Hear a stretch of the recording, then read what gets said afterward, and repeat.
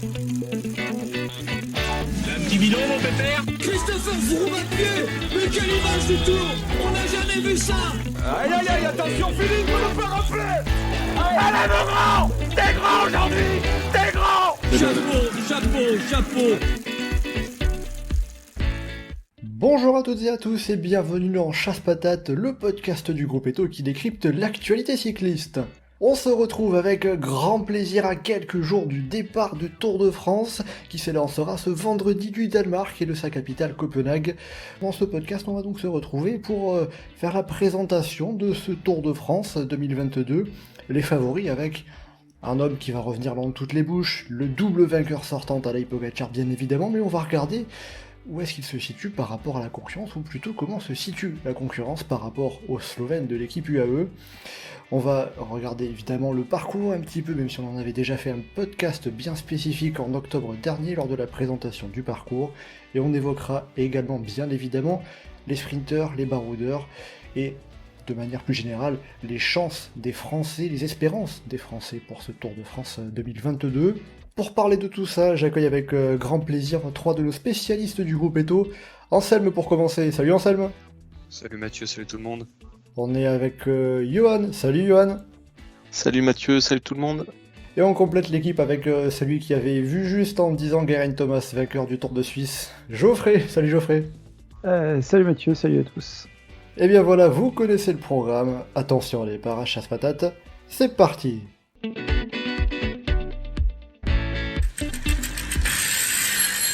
Alors avant de parler des protagonistes de ce Tour de France, on va jeter un œil rapide sur le parcours de cette grande boucle 2022. Comme je l'ai dit, on a déjà fait un podcast bien spécifique, bien en longueur sur le parcours, dédié au parcours en octobre dernier. Je vous invite à aller l'écouter si ce n'est pas déjà fait, ou vous pouvez bien évidemment le réécouter, c'est toujours aussi valable. Et donc, bien sûr, en quelques mots déjà, ce parcours, à quoi vous vous attendez déjà, quelles vont être les étapes les plus intéressantes que vous avez ciblées. Geoffrey, comme tu étais avec nous déjà en octobre dernier, je vais te laisser commencer. Quelles étapes tu attends particulièrement ? Les étapes pour lesquelles je serai sur le bord de la route, celle de Calais et celle d'Arambert. Pourquoi en particulier ? Parce que tu vas voir passer les coureurs, ou parce que le parcours propose quelque chose de plus intéressant ? De plus intéressant que Megève, tu veux dire ? C'est pas très compliqué. Après, il y a pas besoin de beaucoup de dénivelé pour qu'on ait des courses très intéressantes, et les étapes de Calais et d'Arambert ont tout ce qu'il faut pour être de très belles étapes. Après, les étapes de montagne, c'est super quoi. Thierry Gouvenou, il a tracé un Tour de l'avenir.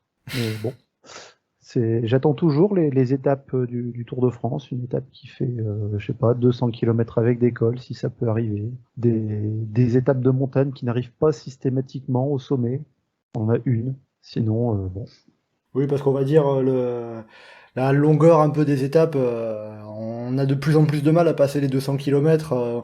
Et puis c'est surtout que toutes les étapes de montagne presque se ressemblent dans la construction générale. Faut pas que ce soit trop long, faut commencer par entre 1 et 3 heures de plaine. On aurait ça sur 5 étapes de montagne en tout, je viens, mais là, il y a quasiment la moitié du Tour de France qui est de la moyenne ou de la haute montagne, quoi. Ouais, j'ai compté, il y a 9 étapes qu'on peut catégoriser montagne, avec la super planche des Belles-Filles, avec Châtel, Megève, le col du Granon, l'Alpe d'Huez, Mende, si on peut caractériser cette étape comme cela, Foix, Peyragudes et Hautacam pour finir. Voilà pour le panorama. Il y a quand même un peu de positif dans ce parcours, comme tu l'as dit, on va pas s'arrêter que sur les points négatifs. Anselme, de ton côté, quelles étapes t'intéressent particulièrement sur le papier ? L'étape des pavés, on garde forcément un œil dessus parce que elle apporte un côté un peu plus aléatoire et peut amener pas mal de surprises assez tôt dans la course. Après, les étapes de montagne, on a des passages sur des lieux mythiques, l'Alpe d'Huez, le Galibier. Et globalement, je rejoins l'avis général sur la longueur des étapes et leur tracé qui n'est pas toujours digne du Tour de France. On dit que c'est pareil, j'ai l'impression qu'on est un peu plus, on tend vers le cyclisme, on veut que ce soit du spectacle tout le temps, au détriment, on oublie un peu que ça reste quand même un sport où l'endurance est primordiale. Et donc des étapes de 3-4 heures, bah, c'est sympa de temps en temps, mais c'est pas l'essence même. Et pareil, enfin, comme tu dis, à partir de la 6e étape, elles sont quasiment toutes plus ou moins accidentées. Bon, je suis pas forcément fan de la construction. Et Johan, pour finir, quelles étapes t'attirent? Alors, on a les pavés qui sont revenus 2 fois, est-ce que ça va faire le Grand Chelem? Bah, après, moi, j'aime bien le duo alpin, même si j'aurais aimé qu'il y ait la Madeleine en plus, même si j'aurais aimé que l'étape soit plus longue. Même. Le duo alpin, c'est donc Euh, les étapes du col du Donc, Granon et l'Alpe l'étape d'Huez le du lendemain. Granon et de l'Alpe d'Huez, qui sont quand même avec des gros cols où tu passes en altitude, où tu as de la longueur de col, où tu peux faire des choses, où ça peut faire des gros écarts si jamais la course s'emballe un petit peu, où il y a quand même quoi vivre quelque chose d'intéressant. Ce que je retrouve pas tellement dans les Pyrénées, ce que je retrouve pas beaucoup sur le reste du Tour. Après, oui, forcément, les étapes de première semaine, s'il y a du vent, ça peut être bien, voilà. Mais moi, ces 2 étapes-là, je les aime quand même pas mal et je trouve que le duo marche bien à cette position de la course. Bon, ben voilà, quand même un petit peu de positif, parce que ça faisait un peu pisse-froid à vous entendre. Non, mais ce duo-là fonctionne très bien en tant que tel, et tu mets ça en 2 dernières étapes de montagne, et ça peut faire un truc magnifique. Le problème, Ah, c'est que... moi, je trouve qu'elles sont mieux là où Ouais, elles mais sont elles sont pas mal que là où en elles tant que sont, dernière mais pas, étape. Mais comme tu disais, pas avec ces Pyrénées-là, quoi. Les étapes de 130 oui. et de 140 bornes, avec 60 bornes tout plat, et puis après des semi-courses de côte, disons, où on a quelques cols avant, mais bah, tant mieux si ça démarre avant la dernière montée, mais j'y crois pas plus que ça. Bah, surtout étape de Périgude, quoi. Ils se sont dit on va prendre tous les cols du côté le plus facile.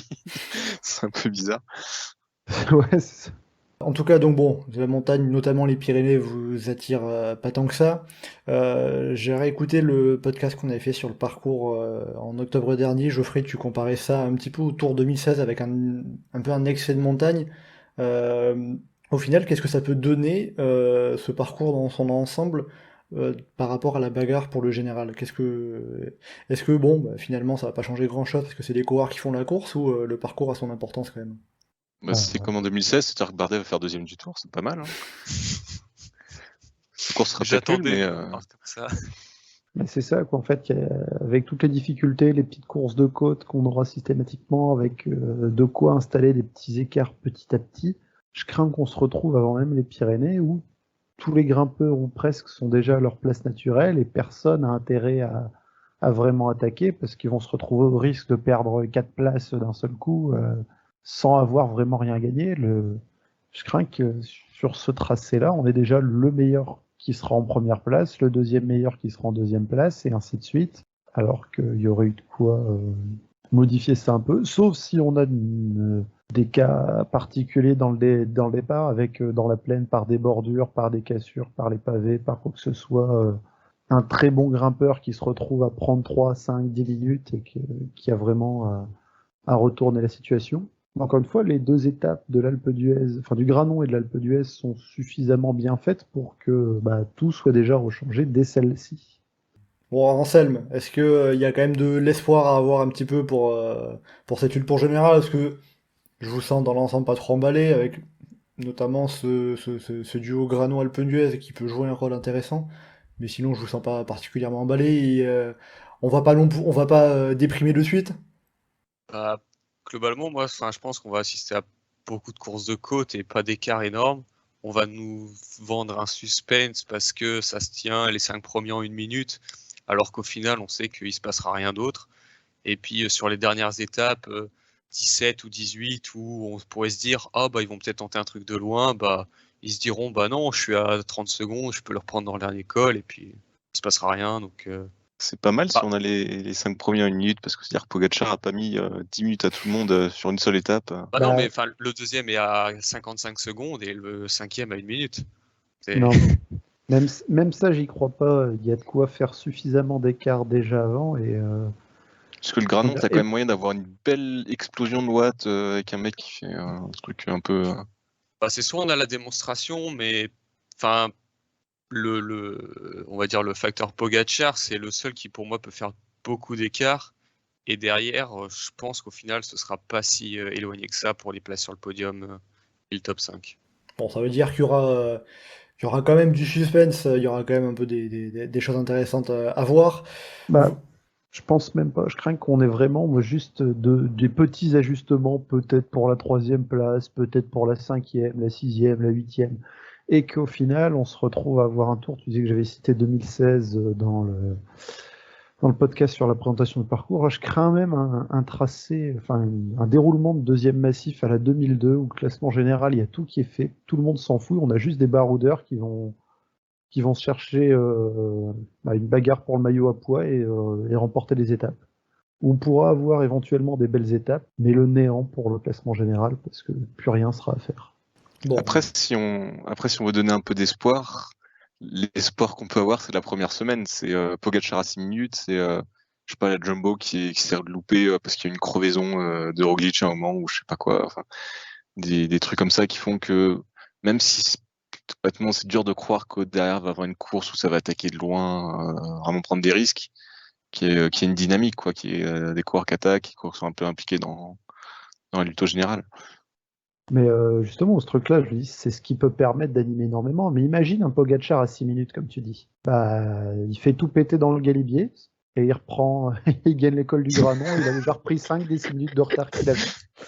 Et le lendemain, à l'Alpe d'Huez, il met tout le monde KO, et c'est bon, il a récupéré le maillot jaune. Alors, au moins, t'as eu un moment un petit peu. Ah voilà. ouais, comme tu disais, l'enchaînement Granon et Alpe d'Huez, ces étapes-là, elles sont bien. En tout cas, sur le papier, ça donne de quoi faire. bon, bah voilà, on finit quand même sur une touche positive pour pas déjà déprimer et pas faire trop pisse-froid, même si le parcours vous emballe pas des masses. Vous avez lancé un petit peu le sujet, on va passer au classement général. Alors bon, on va pas faire le suspense 3000 ans, vous l'avez déjà tous un petit peu dit, je pense. Tadej Pogačar, c'est le grand favori numéro 1 pour vous trois, de ce que j'ai cru comprendre. Oui. Pas que pour nous trois, d'ailleurs. Oui, non, mais je dis vous trois, parce que c'est vous trois que j'interroge là cette fois-ci. Mais, C'est combien ça cote dans les trucs de paris sportifs? Parce que ça doit être pas être très intéressant. Hein. 1-0-1. comment on explique justement que sur le papier, avant de rentrer vraiment dans les raisons, peut-être un petit peu après de pourquoi, mais comment est-ce qu'on explique que tout le monde dit, finalement Pogačar, limite on peut dire qu'il a déjà gagné le tour. Il est très très fort. Ouais, il est 3 jours au-dessus, donc après, le truc c'est que même s'il peut avoir, enfin, les faiblesses qu'il peut avoir, c'est genre l'étape du Ventoux où il se fait lâcher un petit peu par notre coureur, quoi. Donc c'est pas non plus très impressionnant, alors que, enfin, Pogačar cette année, il a son Tour des Flandres qui est incroyable, et il y a l'étape de Tirreno où il humilie la concurrence, dont le futur vainqueur du Giro. Et Strade Bianchi aussi. Oui, voilà. Enfin, donc tu te dis que, ouais, bah ok, qu'est-ce que tu veux faire contre un type qui a une telle différence par rapport à la concurrence, quoi. Justement, entre guillemets, Pogačar, il a 0 point faible, c'est ça un peu le truc? Bah, on l'a déjà vu se faire prendre dans des bordures, et je suis pas infiniment convaincu de la qualité, même si à Trentin, son équipe pour l'encadrer dans ce genre de situation. Aussi, on parle de l'étape des pavés, il y a du matériel de merde. À UAE, non, mais enfin, très sérieusement, UAE a du mauvais matériel. C'est pour ça aussi que quand on nous fait le coup de les vélos pas assez à une aérodynamique, ouais, Pogačar s'embête pas. Mais du coup, Pogačar peut aller subir un petit peu sur cette première semaine où c'est pas exactement son terrain. Tour des Flandres, c'est pas le Paris-Roubaix, on l'a déjà dit, c'est pas exactement la même chose. Donc là, il y a des choses où il peut risquer, où ça peut être un peu plus compliqué pour lui.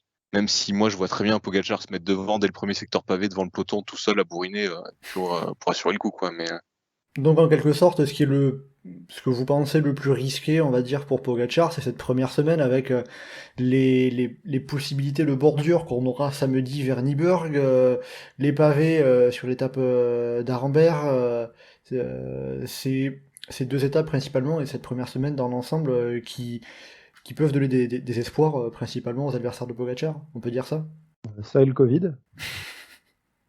Oui, malheureusement, on a une recrudescence des cas, on a plusieurs coureurs comme Tim de Klerk par exemple chez Quick-Step qui n'a pas pris le départ, ce qui a permis finalement par effet de domino à ce qu'on ait le champion de France sur le Tour.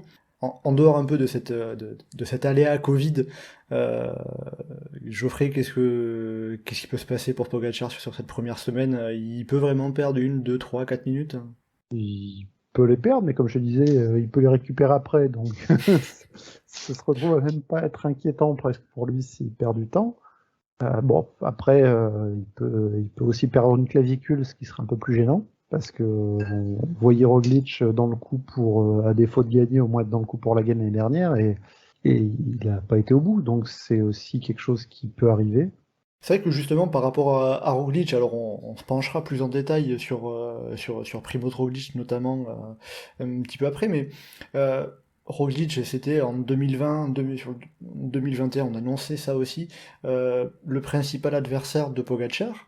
Au final, depuis le Tour de France 2020, ils se sont affrontés que vraiment sur le Tour du Pays Basque 2021 où Pogačar était équipé pour McNulty. Donc est-ce que le fait que il n'y ait pas forcément peut-être autant de référence face à ses adversaires, on l'a vu faire le Tour de Slovénie plutôt que d'autres courses de préparation en juin. Est-ce que ça peut pas justement dire, bah, peut-être que finalement les autres ils sont au niveau mais qu'on les voit pas face à face? Non, il y a pas.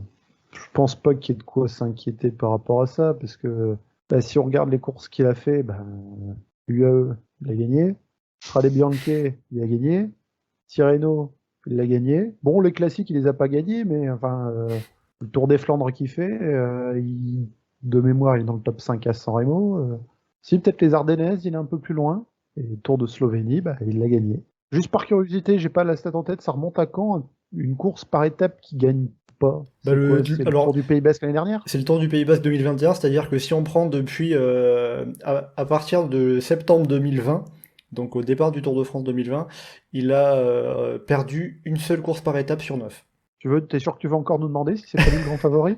Non mais c'est justement le fait que, bah, que je disais par exemple un Roglic, on l'a pas vu face à face, même Vlasov, je suis pas sûr qu'il ait couru face à face. Bah, Vingegaard, on l'a vu face à face. Oui, Vingegaard, oui, sur le. Il s'est fait exploser sur la Tirreno, tronche, donc Et Roglic, qui on n'a pas mis en face à face, est-ce que ce serait pas aussi la Jumbo-Visma qui préserve un peu Roglic? Parce que imagine Roglic, tu le mets face à face à Pogačar sur une ou deux courses et il termine à chaque fois à 2 minutes.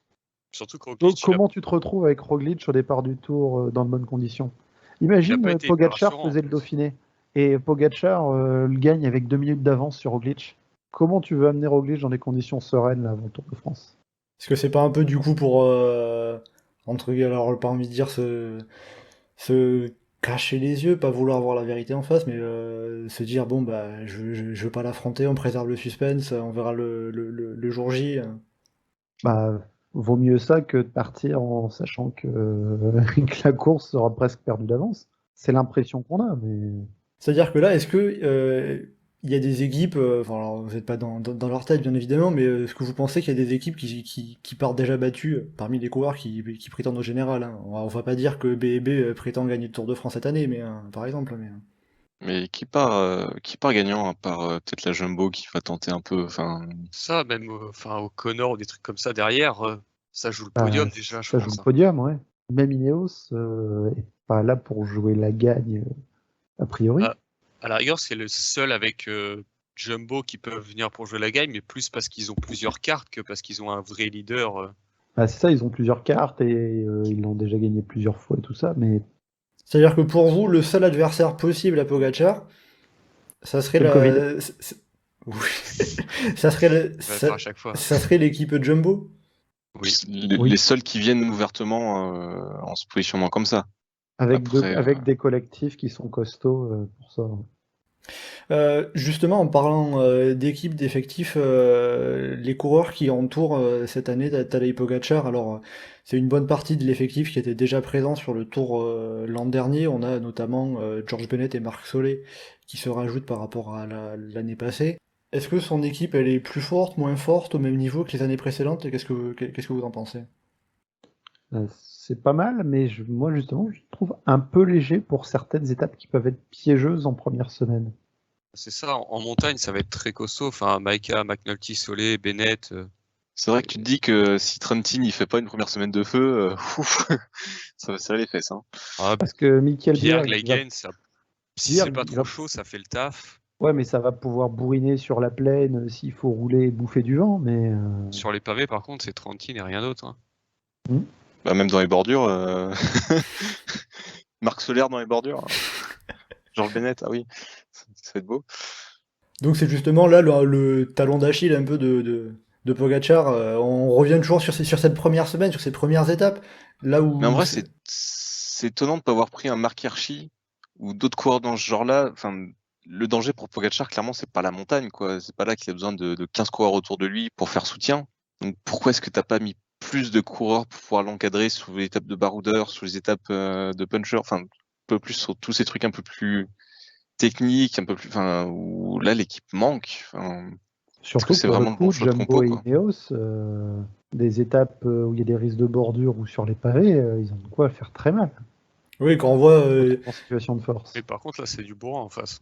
Jumbo qui a par exemple Van Aert, Benoot, Laporte, Ineos qui a Rove, Van Barle, Ghana, il y a de quoi, il y a de quoi bien bourriner quoi. Bah, à côté, Bah, ouais, clairement, Jumbo, dans c'est une bordure, tu monstrueux. mets 2 mecs dans la route Ghana, 2 mecs dans la route Van Aert, et puis hop, allez, clac, c'est parti. Bon bah écoutez, on suivra du coup cette première semaine, c'est un peu le moment clé on va dire pour vous de ce Tour de France avec l'étape des ponts, la deuxième étape samedi, l'étape des pavés vers Arenberg. Calais s'est exposé au vent, enfin ça dépend de... Oui, bah, je vais reprendre l'expression que Geoffrey avait magnifiquement sortie lors du podcast sur le parcours du Tour de France en octobre dernier. Si tu prends un calendrier et que tu coches là et que tu remplis une case au crayon à chaque fois à chaque jour où il n'y a pas de vent, eh bien tu as un crayon neuf à la fin de l'année. J'avais beaucoup aimé cette expression, donc je tenais à la repartager parce que, alors je suis pas du coin, mais je présume que ça représente quand même plutôt pas trop mal ce à quoi peuvent s'attendre les coureurs mardi prochain. Bon, du coup, dans l'ensemble, pour finir sur Tadej Pogačar, on va quand même pas dire qu'il a déjà gagné le Tour de France parce qu'il faut déjà prendre le départ. Et le Tour de France, c'est long, c'est 21 étapes, on aura l'occasion de bien le redire encore. Mais donc pour vous, c'est le grand favori numéro 1, bien au-dessus de la meute de la mêlée. Derrière, qui est-ce que vous voyez un petit peu se dégager? Quel coureur vous sentez particulièrement qui peut jouer, soit essayer de tenter de battre Pogačar, soit, bon, bah, si Pogačar est deux jambes au-dessus, être le meilleur des autres. Anselme, tiens, pour commencer. J'ai envie de dire, deuxième, je vois un Jumbo, mais là, je tendrais plus vers Vingegaard que Roglic. Pour quelle raison La saison passée déjà, enfin le début d'année, ou même le Dauphiné, où je sais pas, on a senti quand même que Vingegaard est presque plus fort. Et puis le Tour de France qui au final sourit très peu aux Slovènes. Et, aux Slovènes de Jumbo, hein, quand même. Parce que... Oui, enfin aux Slovènes dont je parle tout de suite, au singulier. Finalement, j'ai pas vraiment de certitude vis-à-vis de Roglic.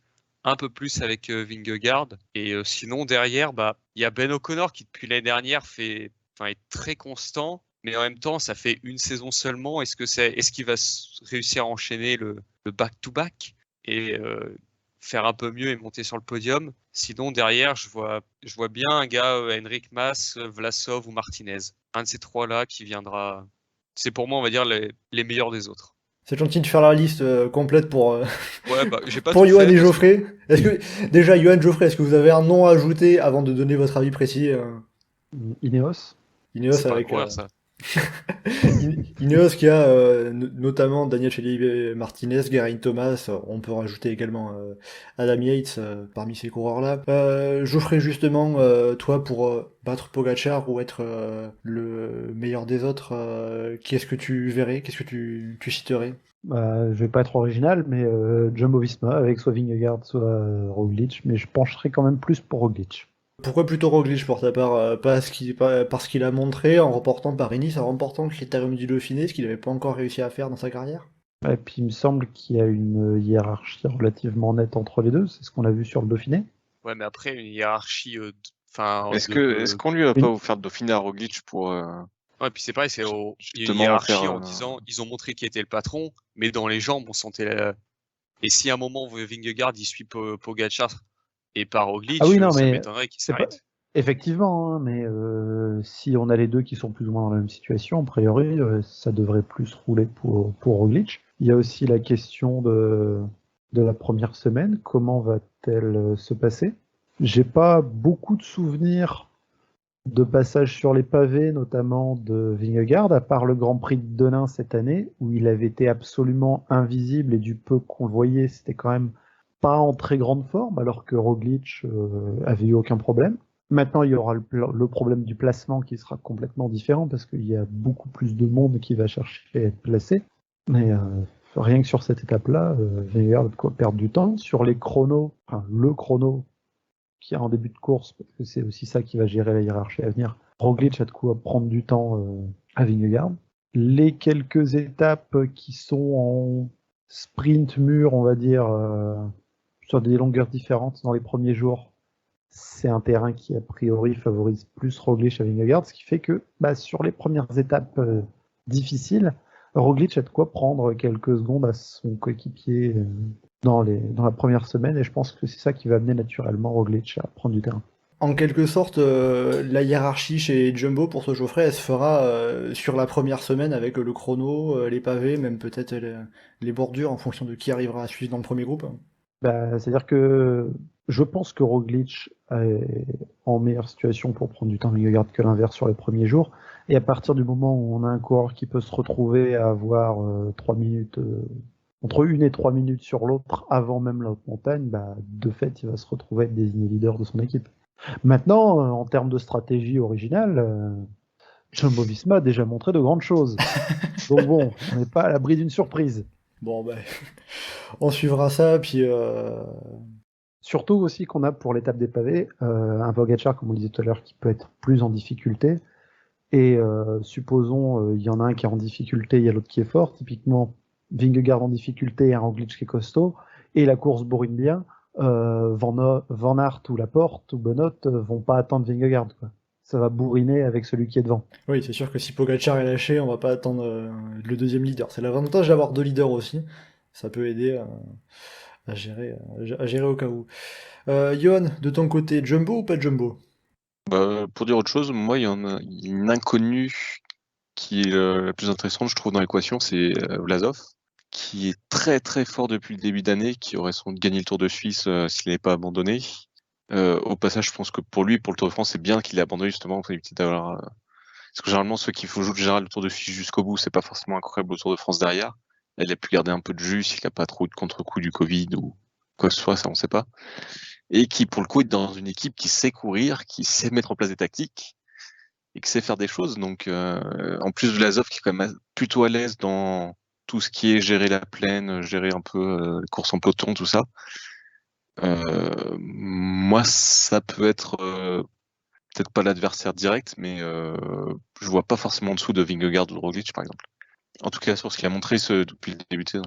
Est-ce que tu le vois aller peut-être titiller Tadej Pogačar? Alors, je vois personne à titiller Tadej Pogačar, donc, mais je le vois pas moins présent que la Jumbo sur le papier. En plus, l'équipe Bora, alors en plus de son savoir-faire tactique, on va dire, l'équipe qui entoure Alexander Vlasov avec Lennart Kemna, Patrick Conrad, Félix Großschartner, Maximilian Schachmann, c'est aussi un avantage, un point positif là aussi? Si Kemna il fait gagner le Giro et le Tour de France à son équipe, équipier de l'année. Hein. Oui, là, il y aura pas beaucoup de... Si c'est le cas, il y aura pas beaucoup de contestations possibles. Je pense que... Enfin, je comprends pourquoi il fait ça, mais je pense que Higuita manque. Il aurait fallu avoir une autre grosse carte à pouvoir utiliser, mais enfin... Sinon, il a quand même de quoi l'encadrer. En fait, il y a beaucoup de coureurs qui peuvent lui servir dans des courses un peu différentes. Aller attaquer sur un peu de la moyenne montagne, ou avoir des mecs qui peuvent être costauds dans l'école et puis pouvoir rouler derrière fort dans des vallées où il n'y a pas le parcours pour exploiter vraiment ça. Mais typiquement, s'il y a un gros coup sur l'étape de baroudeur, moyenne montagne qui se présente, la Bora, elle sera dans le coup. Donc, il y a des choses intéressantes à faire. Après, Et on verra, quoi. justement, par rapport à ces tactiques d'équipe qui peuvent se mettre en place du côté de Jumbo et du côté de Bora, on peut aussi citer Ineos, qui a plusieurs coureurs qui peuvent viser le classement général, comme l'avait souligné Geoffrey, il me semble. Est-ce que peut-être le fait de pouvoir avoir une équipe, un collectif davantage soudé, ça peut aider face à un Pogačar qui est peut-être certes individuellement au-dessus du lot, mais qui a peut-être des coéquipiers, un entourage un peu moins fort, profiter de cette tactique d'équipe, tenter des coups. Déjà, est-ce qu'il y a la possibilité, techniquement? Il y a toujours. Hein. Après, il n'y a personne qui est obligé d'attaquer en montagne. En montagne, honnêtement, l'UAE a quand même de quoi contrôler en mettant un tempo pour aller chercher ceux qui voudraient attaquer. vu les profils d'étape, ça semble un peu compliqué, en tout cas sans te faire péter tout d'abord et se retrouver en face à face, mais surtout face à face face à Pogacar, c'est compliqué. Donc faudrait plus exploiter toutes les petites étapes de moyenne montagne, étapes de baroudeur, tous les petits cols un peu qui sont placés sur tout le parcours, mais pareil, elles arrivent assez tôt dans la course aussi, ces étapes. Donc Bon bah écoutez, on verra ça, puis après dans des autres coureurs qu'on peut citer pour le général, alors on n'a pas cité individuellement de coureurs chez Ineos, mais on a aussi par exemple Ben O'Connor qui était quatrième du dernier Tour de France, qui vient de faire podium pour la première fois sur une course par étape World Tour. Voilà, ça fait partie des coureurs Ben O'Connor comme chez Ineos qui peuvent se mêler à la lutte pour le général, pour les toutes premières places, parce qu'ils ils partent pour la lutte pour le général aussi. Bah oui, moi j'en avais parlé, je l'avais cité. Enfin, c'est un prétendant au podium, O'Connor. Après, la question c'est de savoir si, parce que l'année dernière, il profite de son statut un petit peu et de sa grosse échappée. Après, il a confirmé cette saison sur toutes les courses d'une semaine auxquelles il a participé, sortant quasiment jamais du top 10. C'est un prétendant solide et je serais surpris de le voir hors du top 5, hors pépin physique ou mécanique sur une bordure, quelque chose comme ça. Après, sinon, on n'en a pas parlé pour l'instant, mais on a aussi des coureurs français qui vont partir à la lutte pour le classement général. On a notamment chez Groupama FDJ Thibaut Pinot et David Gaudu. On a Romain Bardet qui veut se reprendre après son abandon sur le Tour d'Italie. On a Guillaume Martin aussi, pourquoi pas. Lui qui sort également du Tour d'Italie, il est allé au bout pour sa part. J'ai cité les principaux grimpeurs français. Qu'est-ce qu'ils peuvent viser? Qu'est-ce qu'ils peuvent jouer selon vous? Ils peuvent viser de bonnes places au classement général. Le podium, soyons fous, on peut y rêver, mais ce ne sont pas non plus les grands favoris pour ces places-là. Il y a quand même de l'espoir, c'est-à-dire on peut y croire. Ah, on peut y croire, mais Avec qui en particulier? je miserai pas énormément dessus, mais je serais pas surpris si Bardet et un des deux de la groupe FDJ terminent dans le top 10. Bardet... T'as agressé là dans ton propos. Ouais, Ça parlait de peut-être podium et puis il a fini top 10. Hein. pour moi, le top 10, ça serait presque une surprise de pas retrouver soit Pinot, soit Gaudu dedans. Ça dépendra des circonstances de course et de comment ça joue dessus. Et Bardet dans le top 10. Si les deux équipes font pas un top 10, clairement, ce sera un échec. Ils peuvent, pourquoi pas, faire partie des coureurs pour aller dans la gagne, mais si on prend tous ceux qu'on a cités, le collectif Jumbo, Ineos, des coureurs comme Vlasov ou autres, ils sont en dessous. Quoi. À partir du moment où on lise déjà plus Pogacar, 4-5 coureurs qui sont intrinsèquement au-dessus, c'est compliqué de les imaginer sur le podium. Maintenant, la réalité hiérarchique qu'on peut présumer d'eux et ce qui se passera sur le terrain, ce sera toujours un petit peu différent. Johan, qu'est-ce que tu en penses de ton côté? Qu'est-ce qu'on peut espérer? Top 5, un podium? Bah, ça dépend de comment ils vont traverser la première semaine. Je m'inquiète pas du tout pour un David Gaudu, par exemple, mais après, je sais pas si en montagne, il va pouvoir reprendre beaucoup de temps à tout le monde, même s'il a déjà monté de très belles choses. Et à côté de ça, est-ce qu'Romain Bardet va être très impliqué tout de suite et pouvoir vraiment être à l'avant sur les étapes de plaine? Plutôt oui, mais après, est-ce qu'il est à forme montagne? On sait pas. Est-ce qu'un Pinot va pas se prendre 10 minutes au bout de 4 étapes? On sait pas non plus. Après, ça peut se remonter, ça, pour un top 10 à 10 minutes, mais ça permet pas d'être dans le jeu pour vraiment être top 5 ou des grosses places. Je te sens pas super optimiste non plus, quand même. J'ai pas l'impression qu'il y ait une dynamique pour que t'aies un Français. C'est pas Bardet qui arrive au Giro où tu dis qu'il va gagner, quoi. Là, tu te dis, si tout se passe bien, si ça se goupille bien, que t'es dans une bonne situation, ça peut te donner de belles choses, mais même pour un podium, tu ne vois pas forcément favori. D'autant plus que le chrono final risque de faire mal aussi aux 3 coureurs, donc peut-être qu'ils seront sur le podium, mais en fait le problème c'est qu'on sait pas trop quelle va être la hiérarchie, comment ils vont être, enfin c'est compliqué. Anselme, est-ce que tu peux imaginer, est-ce que tu peux voir quelque chose de plus positif que Johan et Geoffrey? Ça dépendra pour moi de la forme de Pinot, parce que moi je suis pas d'accord. Enfin, intrinsèquement, Pinot, Vlasov, tout ça, à son meilleur niveau, il est devant, clairement. Enfin, il y a des propos honteux qui ont été tenus juste avant. Après, c'est la question de savoir, est-ce qu'il va être à son meilleur niveau? Il a déjà retrouvé un niveau très correct, il nous l'a prouvé. Le top 10 est jouable, mais comme c'était dit juste avant, l'inconnu, c'est la première semaine. avec tous les pépins qu'il a eu suite à des chutes, Pinot, c'est pas le coureur qui va prendre des risques pour attraper le premier groupe. Si à un moment ça frotte un peu, c'est un peu tendu. Donc, faudra voir avec combien de débours il arrive sur les premières étapes de montagne. Si c'est 1-2 minutes, je me dis que à la rigueur, le podium, il peut être jouable. Si après, on est à 4-5 minutes, bon, on verra pour un top 10. Mais Gaudu, j'ai du mal. Ça fait des années qu'on le présente comme le champion français. Et hormis des coups d'éclat où, à la pédale, il bat les meilleurs, en termes de régularité, j'ai du mal à le voir. Son Dauphiné, quand même, il bat Van Aert et après, il explose totalement. Il a jamais fait top 10 Je te sur un rappelle grand que tour. resté Enric Mas alors qu'il a complètement explosé sur le Dauphiné aussi. Hein. Non, mais il s'est cassé la gueule, Enric Mas, c'est pas pareil. Et puis Enric Mas, il a fait podium de grand tour, il a fait top 5 sur le tour il y a 2 ans, 6e l'année dernière. Gaudu, c'est un top 10 sur la Vuelta et c'est grâce à des échappées. Donc on est quand même pas sur le même niveau de coureur. Enfin, je sais que t'aimes bien taper sur les Espagnols, mais quand même, un peu de sérieux. Et non, Gaudu, j'ai envie d'y croire, mais pour moi, Pinot fait une meilleure offre de meilleure garantie, même s'il y a une petite incertitude. On peut dire un peu sur les 4 coureurs français qu'on a cités, on a deux incertitudes un peu différentes. D'un côté, chez Groupama FDJ, qui sera peut-être le leader entre Pinot et Gaudu, et de l'autre, Bardet et Martin. Est-ce qu'ils vont jouer le général, les étapes On peut résumer ça un peu en termes d'incertitude avant le départ. Bardet faut qu'il tente de jouer le général. Après son Giro, on a vu qu'il était au niveau des meilleurs en montagne. Ce serait dommage de pas tenter. De toute façon, il a rien à perdre. Si on se rend compte qu'il est un peu cramé, bon, bah, tant pis, c'est pas grave, mais qu'il tente. Après, Martin, moi, je suis plus pessimiste maintenant. Enfin, son Giro était vraiment moyen.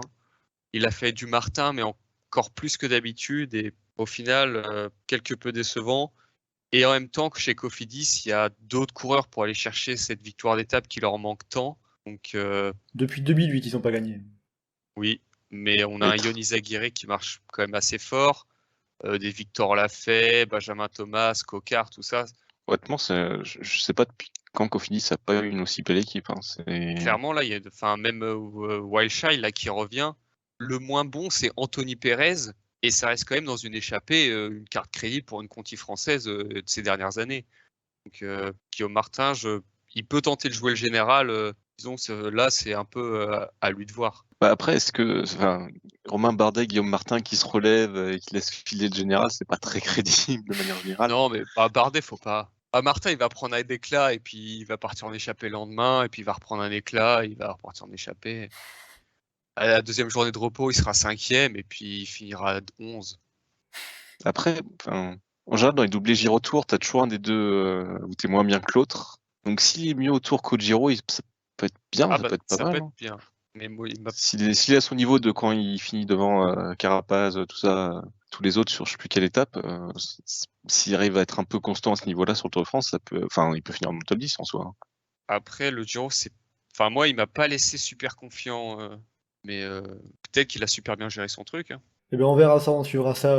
Guillaume Martin, qui fait partie des coureurs qui enchaînent Tour d'Italie, Tour de France. Il avait déjà enchaîné 2 grands tours l'année dernière, à savoir Tour de France, Tour d'Espagne, même si bien évidemment c'est absolument pas la même configuration. Voilà pour nos coureurs français, en tout cas pour le général. On y reviendra après aux côtés des sprinters, des baroudeurs. Justement, à présent, on va passer un petit mot sur les sprinters. Déjà, qui peut être, selon vous, le favori pour le maillot vert Johan, je vais te laisser commencer. Qu'est-ce que tu vois remporter le maillot vert? Alors moi, pour le maillot vert, je vois pas un pur sprinter, parce que je pense qu'ils n'auront pas assez d'occasion. C'est même pas sûr qu'ils verront Paris. Enfin, pas d'étape, c'est très risqué au niveau des délais, mais... Et limite, moi, le maillot vert, je le vois... Enfin, je pense que pour le gagner cette année, il va falloir à un moment prendre des échappées et à un moment aller faire des résultats d'étape. Typé un peu pleine, typé un peu machin, en tant que baroudeur. Et du coup, moi, j'ai mis Mats Pedersen, qui me semble être un bon profil, justement, dans le côté, je peux faire des sprints massifs, je peux même gagner des sprints massifs. Et si à un moment, il faut y aller en mode gazier, je peux y aller en mode gazier. Ok, donc Mats Pedersen pour toi, Johan. Geoffrey, qu'est-ce que tu en penses de ton côté pour le maillot vert? Pour moi, dans la même idée, où il va falloir s'échapper sur des terrains accidentés, en même temps être présent dans les sprints, savoir tenir dans les moments qui sont un peu en côte, je me dis ça peut être Michael Matthews. Même s'il a Dylan Groenewegen avec lui chez Bike Exchange? Ouais, ben il fait comment dire, il est dans le train, il s'accroche, il fait 8e du sprint, ou alors il va faire les sprints intermédiaires et il fait partie du train à l'arrivée. Si dans les sprints intermédiaires, s'il récupère 10 ou 12 points à chaque fois, ça peut suffire à être dans le coup, hein. Garçon Nicole Brelli l'année dernière, il fait tous les sprints intermédiaires, il faut qu'un sprint à l'arrivée, et il finit très bien classé au maillot vert. Après, certaines étapes de plaine où il y a des côtes dans le final, Groenewegen ne sera pas nécessairement dans le coup à chaque fois non plus. Donc, On avait vu l'exemple sur le critérium du Dauphiné où il a disputé qu'un seul sprint et qui n'était pas pour la victoire. C'était formidable son critère. Alors on verra si c'était un prémisse à ce qu'on verra sur le Tour de France, hein. Franchement, ça sent que ça va être comme ça. Mais après, on a ça pour les meilleurs sprinters, qui sont Ewan, Jacobsen et Groenewegen. Et clairement, c'est typiquement ceux qui risquent de sauter si on a des courses qui sont un peu dures dans des côtes pas trop loin de l'arrivée. Alors Anselme, on a eu Johan Geoffrey qui nous parle de maillot vert un peu style à la Sagan, à pas forcément marquer tous les points sur les étapes, sur les sprints de plaine pure, mais d'aller chercher des points par-ci par-là en attaquant sur les étapes vallonnées de montagne. Qu'est-ce que tu en dirais, toi? Quel serait ton favori? Bah, moi, je suis d'accord sur l'idée. Enfin, le parcours pour les sprinters, il est dégueulasse. Clairement. Enfin, Ça c'est dit. c'est de honte. Bah, le truc, en fait, c'est que moi, il y en a deux, on va dire, au vu du profil, qui sont un peu les favoris naturels. C'est Van Aert et Van Der Poel. Mais le truc, c'est, est-ce qu'ils vont le jouer? Van Aert a dit qu'il venait pour le jouer, peut-être. Est-ce que c'est... Ma question, c'est est-ce que, justement, ce seront des types qui pourront prendre les échappées? Enfin, Van Der Poel, il en prendra forcément quelques-unes. Est-ce qu'il le jouera vraiment? Est-ce qu'il fera les sprints intermédiaires? Van Aert, est-ce qu'il aura la liberté de partir en échappée? Je sais pas. Moi, je serais parti sur un Matthews aussi, mais il a été pris, je vais dire, le Matthews français, Brian Cocard, qui fait un très bon début de saison. Alors, pourquoi pas? Par rapport à Van Aert et Van Der Poel, ce que tu cites, les 2 étapes danoises vont être primordiales là-dessus. Et on aura déjà un gros enseignement après ces 2 étapes-là. Pas pour les arrivées, mais pour les sprints intermédiaires. Est-ce que Van Aert et Van Der Poel vont jouer les sprints intermédiaires dans ces étapes-là? C'est pas des étapes où il y aura 50 mecs qui vont être dans l'échappée, donc il y aura beaucoup de points à prendre dans le peloton. S'ils vont jouer les points à ces endroits-là, bah, ça veut dire qu'ils vont être motivés. S'ils vont pas les jouer, on pourra pas compter sur eux. Ah, c'est ça, c'est soit l'un des deux, s'ils font le sprint, sinon c'est Brian Cocard. Après, Van Der Poel, dans son équipe, il a Philipsen. Et pour le coup, Philipsen qui sait passer des bosses quand même un petit peu. C'est pas exactement le même profil de... Donc tu penses que Groenewegen, Schellpessine... Jacobsen. Donc tu penses... Déjà, Mathieu Van Der Poel n'a pas été capable de jouer sur le Giro. Je vois Après, pas pourquoi sur le Tour. pas été capable, il a pas vraiment joué non plus. C'est pas qu'il ait pas été capable, c'est qu'il a pas semblé vraiment volonté. Non, c'est qu'il n'arrivait pas à gérer les sprints dans le peloton en sprint massif pour lui-même. Ouais, c'est quand tu fais l'équipier, en fait, tu prends du vent, tu remontes dans le vent, c'est pas grave, au pire t'exploses. Quand tu dois gérer, c'était un peu planqué, frotté, machin, il a pas trop été dans le coup, donc je vois pas pourquoi sur le Tour de France, d'un coup, il serait beaucoup plus dans le coup. Après, peut-être que naturellement, il va se repositionner sur le vert sans faire exprès, parce que il y aurait des bordures sur telle étape et qu'il fera le sprint parce que le peloton réduit, que ça comptera quand même comme une grosse étape de plaine et que machin, Mais s'il se retrouve à jouer le maillot vert, je pense plus que ce sera indirectement, un peu comme Philippe Gilbert s'était retrouvé à être intéressé pendant un temps en 2011, parce qu'il s'était retrouvé à marquer des points par des concours de circonstances de course, et qu'il s'était retrouvé devant et qui s'est dit du coup, bon, bah maintenant que je suis dans la course, pourquoi pas continuer. Et après, en dehors du maillot vert spécifiquement, du côté des sprinters, alors vous avez cité Fabio Jacobsen, Caleb Ewan, Dylan Groenewegen, Jasper Philipsen. Est-ce qu'il y a un coureur en particulier qui se distingue des tâches du lot pour jouer les sprints? Je suis pas emballé par le plateau de sprinter, un peu comme l'année dernière. Il n'y a pas de... Ça manque d'un vrai... Enfin, pour moi, le sprint, c'est vraiment le truc où tu as un peu des mecs un peu charismatiques, tout ça, et... Là, c'est un peu plan-plan. Enfin, tu as eu des Cavendish, Kittel, Petaki. Et là, t'as Jacobsen, quand t'avais Roras et Romain Feuillu, là, putain, ça va être de la gueule, quoi. Merde. Non, mais t'avais Farrar et Cavendish, enfin, ou Schoff. Et puis, enfin, même Cavendish, t'avais au moins un type qui était là. Là, t'as Philipsen, Jacobsen. Enfin, moi, personnellement, ça me fait pas rêver. C'est juste parce que leurs gueules te reviennent pas, en fait. Bah non, même pas. Enfin, je sais pas, c'est... Ouais, mais après, ça va vite, mais c'est pas... On est passé d'un cyclisme où on donnait plus d'étapes aux sprinters à des tracés comme la Vuelta où il n'y a plus d'étapes pour sprinters, les sprinters ils vont plus. Le Non, Giro, mais c'est ça, c'est pour il ça y en aussi avait je dis que quelques-unes, mais là, le Tour de France, voilà, quoi, le Tour de il France, y a il est pas rien, bon. il y a rien pour les sprinters. Et c'est devenu bon, la surutilisation des oreillettes et le contrôle absolu joue là-dessus aussi, mais c'est devenu presque mal pour une course quand on écoute certains suiveurs, quand on se retrouve à avoir une étape qui se termine au sprint.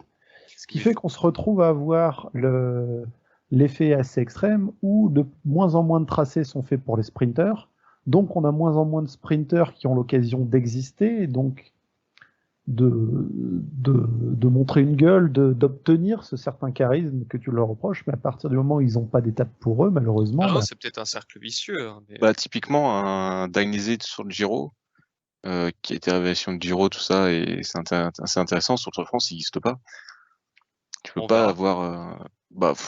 Tu peux avoir un coureur qui existe dans les sprints semi-massifs, mais genre, si t'as 2 grosses occasions, tu vas pas avoir un mec qui va débouler d'un coup. Je sais pas, t'auras pas de révélation à ce coureur-là ou à la Philipsen l'an dernier, par exemple, qui tout d'un coup se retrouve à pouvoir faire des très gros sprints. Ouais. Je pense. Ça va être figé dans la hiérarchie, peut-être. Mais pour moi, la vision du sprint, et le cyclisme actuel est très mauvaise. On a diabolisé ça et je suis d'accord avec vous. C'est pourtant très bien un sprint. Et justement, Johan, tu parles de hiérarchie. Pour toi, quelle est la hiérarchie un peu qui peut se dessiner sur le papier avant le départ de ce Tour de France? Ouais, Ewan, c'est toujours un inconnu parce que théoriquement, c'est le meilleur, on va dire. Mais son Giro, enfin, parle pas forcément pour lui. Il y a l'autre Soula, il n'est pas forcément ultra en confiance non plus. Il n'y a pas une dynamique autour de lui. Pour moi, Jakobsen, clairement, 3 jambes au-dessus des autres sur un sprint plat, bien emmené. Quick-Step rodé, Morkov qui le dépose. Ah, ça, il faut de Déjà avec Morkov. 50 mètres d'avance sur les autres. Enfin, si tout va bien chez Quick-Step, normalement, il y a au moins une victoire d'étape sur la 3e étape qui est dans la poche, quoi. Mais bon, le problème, c'est que Jakobsen, il n'y a pas 50 occasions, donc faut pas qu'il se loupe. Et justement, est-ce que le fait qu'il y ait peu de sprint d'étapes purement promises aux sprinters, on va dire les plus évidentes, ça va être Sonderborg et les Champs-Élysées. Entre deux, c'est des étapes qui vont être un peu plus indécises. Ça, c'est pas aussi intéressant d'avoir des étapes qui peuvent se finir au sprint, qui peuvent se finir Mais avec pas elles tous les sont mal, sprinters. elles sont pas bien faites pour ça. C'est pas une étape où tu te dis ça peut finir en sprint massif avec les gros sprinters. C'est une étape où tu te dis normalement c'est une étape pour baroudeur, Mais sauf si si il le se peloton passe vraiment rien. s'acharne et que ça arrive au sprint à 40. Ouais, C'est pas la même chose. Enfin, c'est pas une étape où il y a une incertitude. C'est pas un Milan-San Remo. Milan-San Remo il y a quelques années, du coup, tu as une incertitude. Est-ce que c'est un sprint massif? Est-ce que c'est une attaque? Est-ce que c'est vraiment typé pour être de la presque moyenne montagne à chaque fois? Toujours trop dur pour les sprinters. C'est pas dosé. Genre là, on va mettre un truc où il pourrait y avoir un peu de vent. Là, on va mettre une petite bosse, mais genre une petite bosse de, je sais pas, 1 km 2 à 5% à 10 bandes de l'arrivée, quoi. Juste un truc pour mettre un peu le bazar. Enfin, c'est pas dosé pour avoir plein d'étapes de sprint différentes, de profils différents. C'est juste, à un moment, là, il y a 2 étapes de sprint pure plate, enfin, Champs-Élysées et la 3e étape danoise. Et le reste, c'est pas des étapes qui sont faites pour avoir un sprint massif tout court. Bon, ben, je vous sens pas très confiant pour les purs sprinters, on va dire, pour ce Tour de France 2022. Cela dit, le fait qu'il y ait ce genre d'étape qui soit pas faite pour les purs sprinters, mais comme tu dis, si les sprinters s'acharnent, pour évoquer un point côté français, et Anselme m'avait cité par rapport au maillot vert, Brian Cocard peut avoir des chances de faire quelque chose dans ce Tour de France. Justement, côté français, alors je vais vous citer les 2 principaux sprinters français que j'ai notés sur la start list, hein, Brian Cocard, Hugo Hofstetter. Est-ce qu'ils peuvent aller chercher une victoire d'étape, peut-être, tout simplement? Cocard, oui, Hofstetter, non. Ouais, voilà. Hofstetter, s'il fait podium, c'est exceptionnel. Donc Et avec je vois. Donc avec le début de saison qu'on a vu, vous pensez que Brian Cocard, 6 ans après, va conjurer le sort de Limoges et enfin lever les bras sur la grande boucle? Bah, c'est jouable. Il a peut-être de quoi aller gagner cette année. On dure, mais on va finir avec un petit mot quand même sur les coureurs qui vont se jouer des étapes un peu plus épisodiquement, à savoir les baroudeurs. De ce côté-là, ou même sur l'ensemble des coureurs qu'on n'a pas forcément cités, est-ce qu'il y a un coureur en particulier que vous attendez sur ce tour? Mathieu Van Der Poel? Ah, lui, on peut le mettre partout quasiment. Où est-ce que tu l'attends d'ailleurs, justement, Mathieu Van Der Poel? Ça va dépendre du sens du vent dans l'étape de Nyborg. Sinon, l'étape du Cap Blanc-Nez, l'étape des pavés, l'étape de Longwy. Ça fait déjà un beau petit triptyque à voir comment ça va se passer. Et après, celle qu'on se disait justement qui ressemble à une étape pour sprinter, mais pas vraiment, mais quand même un peu, sauf qu'en fait c'est un chouïa trop dur. C'est typiquement des étapes où il peut mettre un beau bazar, quoi. Celle de Saint-Étienne, celle de Carcassonne, après les Pyrénées. Cahors, c'est typiquement des étapes où on peut le voir dans l'échappée, en mettre dans tous les sens et aller faire quelque chose là. Et cette année, il a prévu d'aller au bout du Tour de France. Ça, c'est aussi à noter. Anselme, un coureur qu'on n'a pas cité, que t'attends particulièrement? Bah, moi, je vais suivre attentivement Yann Izagirre, parce que Cofidis, parce que j'aime bien le coureur et que, au vu de sa saison, il a l'occasion, je pense, de faire un bon Tour de France et d'aller chercher une victoire d'étape. Et Johan, de ton côté? Bah, moi, je veux dire Benjamin Thomas, toujours chez Cofidis. Ça reste chez Cofidis, vous avez vraiment envie de croire en victoire de Cofidis. Hein. Entre Cocard, Izagirre, Thomas... Il l'a fait aussi, peut aller gagner une étape. Enfin, honnêtement, l'équipe est très belle. Donc ça donne, enfin, tu sens une équipe qui va être là à l'offensive. Tu sens enfin, il y a quelque chose que tu dis, ah, ça va être cool, quoi. Donc c'est une équipe que tu as envie de voir un peu active. Et de manière générale, il y a quand même beaucoup d'équipes cette année qui sont venues ouvertement. On vient gagner l'étape. On a beaucoup de baroudeurs. Et puis, en général, oui, bon, on verra, quoi. Je pensais aussi à, puisqu'on est aussi dans les Français, avec Total Energy, qui sort d'un très gros mois de juin et je sais pas, un coureur comme Mathieu Burgodeau, pourrait être en mesure de faire un beau truc. Justement, Johan, tu dis un truc intéressant, il y a beaucoup d'équipes qui viennent peut-être plutôt davantage pour des étapes que pour le général. Est-ce que ça c'est pas aussi intéressant pour donner une lutte encore plus belle pour les étapes? Bah, on a vu que sur le Giro, il y a un moment où ça fait trop. Quand c'est toujours l'échappée va aller jouer la victoire et derrière les favoris qui s'enterrent à moitié, enfin que à un moment ouais, on en a un peu marre, quoi. Parce que quand tu auras 12 étapes sur 20 qui seront chopées par une échappée, il y a un moment où ouais, bon. Même si intrinsèquement c'est les super étapes, que ça bagarre dans tous les sens. Le problème, c'est que les étapes pour baroudeur, c'est rarement un beau bazar où ça attaque dans tous les sens. Tu te retrouves plus ou moins à voir le moment où t'as un mec qui part tout seul devant et les autres se regardent comme des couillons derrière parce qu'il y en a pas un qui veut faire l'effort et l'attaque, ouais, ce qui change, c'est que cette attaque-là, elle s'est faite à 8, à 12 ou à 35 bornes de l'arrivée. Mais on a quand même assez souvent ça. Non, c'est bien au début, les étapes pour baroudeur, parce que ça bataille pour prendre l'échappée. Moi, je pense que la question, ça va plus être, est-ce que y a beaucoup d'équipes qui vont tenter le coup de gagner des sprints en petit comité? Est-ce que la Bucket Chain va vouloir verrouiller pour Matthews sur les étapes un peu moyennement difficiles? Est-ce que Intermarché Wanty va vouloir verrouiller pour Christophe sur les étapes genre Saint-Étienne ou Carcassonne? Est-ce qu'on va verrouiller chez Trek pour Mats Pedersen? Est-ce qu'on va verrouiller chez Cofidis pour Cocard? C'est plus là où je pense que tu peux avoir des courses intéressantes de lutte entre baroudeurs, peloton, enfin, ou si ça fait une grosse course justement avec du gros rythme, là même tu peux voir des favoris, des outsiders qui font une petite attaque un peu inattendue parce que dans une petite bosse à un moment il y a une occasion et voilà, là c'est plus des étapes intéressantes que je pense que oui certes tu auras toujours 30-40 bornes début d'étape qui seront vachement bien, mais après c'est pas forcément les étapes les plus intéressantes non plus.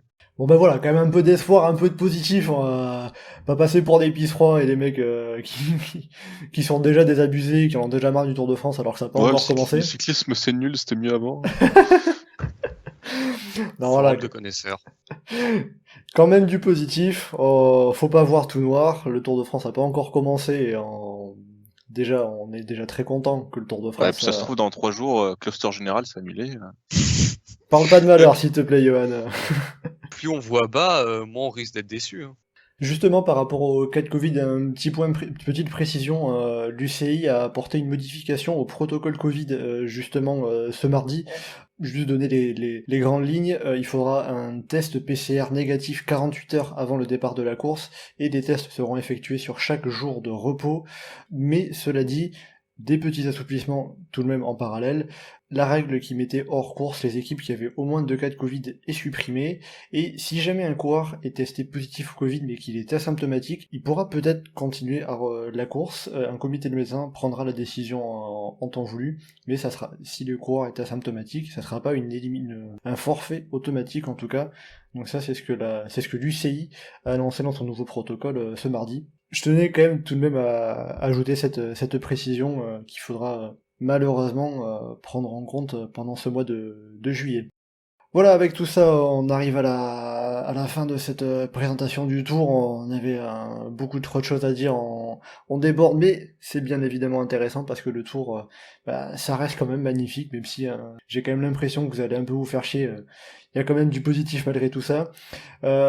Pour finir, un petit bilan, je vous demandais chacun pronostic avec les 4 maillots et le super combatif, puisque Geoffrey le demandait. Geoffrey, je vais te laisser commencer, les 4 maillots et le super combatif. Alors, maillot jaune, Pogacar. Maillot vert, je vais rester sur l'avis que j'ai dit tout à l'heure, Matthews.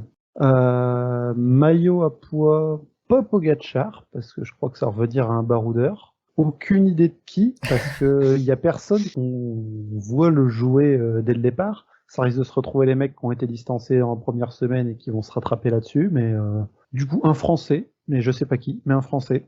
Pogacar, maillot blanc, mais vainqueur du classement du meilleur jeune, mais quitte à citer un jeune qui va faire quelque chose, allez, on va mettre une grosse cote, on va mettre un Français qui va être très loin au classement général, très loin, 22e à 1h20, mais Mathieu Burgodeau. Et qui portera du coup le maillot blanc. Mais qui porterait le maillot blanc. Super combatif Mathieu Van Der Poel et Lanterne Rouge, je sais pas, c'est la seule occasion de citer l'équipe BNB Hotel KTM de ce podcast.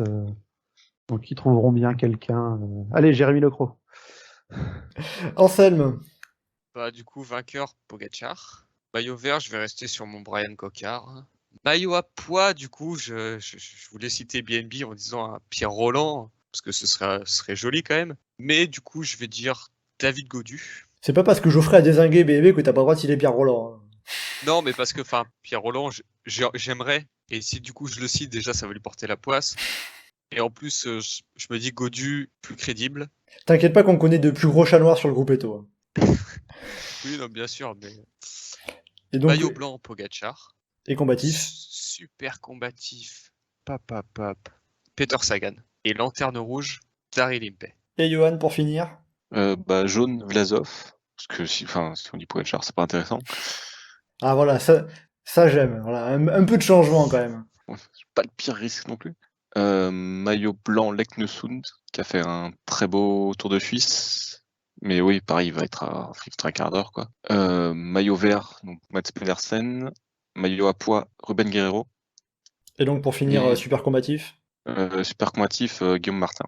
Eh bien très bien, voilà, on a bien passé en revue cette présentation du Tour de France 2022 qui s'élance donc ce vendredi du Danemark avec un contre-la-montre dans les rues de Copenhague, contre-la-montre de 14 km avec 2 étapes au Danemark avant d'arriver en France, par le nord de la France, et on descendra progressivement par les Vosges, la super planche des belles filles, cher à Thibaut Pinot, 10 ans après sa première victoire sur le Tour de France, les Alpes avec le Granon d'Alpe d'Huez, puis on finira par les Pyrénées, Foix, Péragule et Hautacam avant un chrono final à Rocamadour et l'arrivée sur les Champs-Élysées traditionnels à Paris. Voilà, merci beaucoup Anselme, Johan et Geoffrey d'avoir été en ma compagnie pour faire cette présentation du Tour de France 2022. Tu peux rajouter un petit mot ? Mais vas-y. Tu t'évoquais que ça commençait vendredi avec un contre-la-montre inaugural dans les rues de Copenhague. Filippo Ganna arrive en grande forme, ça va être un des premiers moments à voir entre les lignes droites où il va pouvoir envoyer les watts et les virages où il va falloir virer rapidement. Et tu disais qu'on n'était pas spécialement ultra motivé pour certains trucs, mais moi rien que ce chrono-là inaugural, la prestation de Filippo Ganna, c'est ce qui me hype le plus pour la reprise. Il fallait que tu nous parles d'un pistard, bien évidemment.